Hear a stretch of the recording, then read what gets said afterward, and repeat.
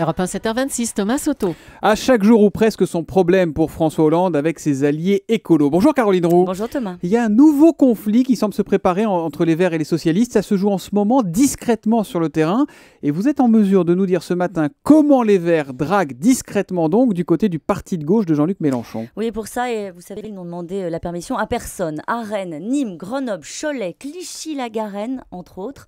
Les Verts ont donc choisi de faire des listes d'union au premier tour avec le parti de Jean-Luc Mélenchon contre le PS qui parfois se retrouve d'ailleurs allié avec le PC. Vous avez bien compris. Contre le PS. Thomas, les écologistes, ceux qui ont 2 ministres au gouvernement, un groupe au Sénat, un à l'Assemblée, ceux qui sont donc comptables de la politique menée, oui, ceux-là s'associent dans les villes à l'un des opposants les plus redoutables de François Hollande, j'ai nommé Jean-Luc Mélenchon.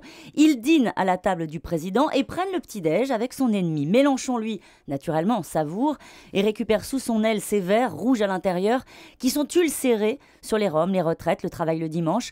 L'état-major écolo privilégie comme d'habitude une forme d'habileté politique teintée d'un brin de cynisme avec cette phrase d'un sénateur vert.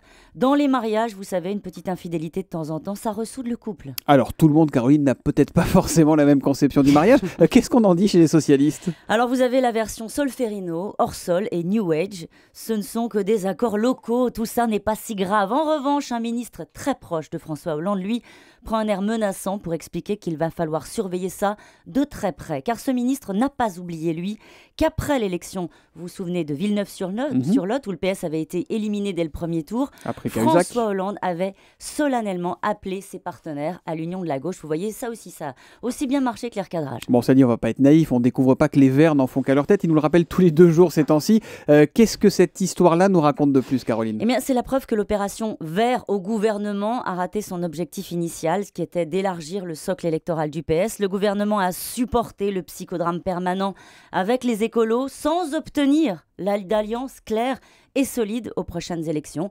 Bref, un naufrage. Le naufrage de l'alliance des Verts et du PS, le parti de gauche, qui vient jouer les fauteurs de couple, si l'on peut dire. L'info politique de Caroline Roux. Caroline, vous revenez lundi ? À lundi.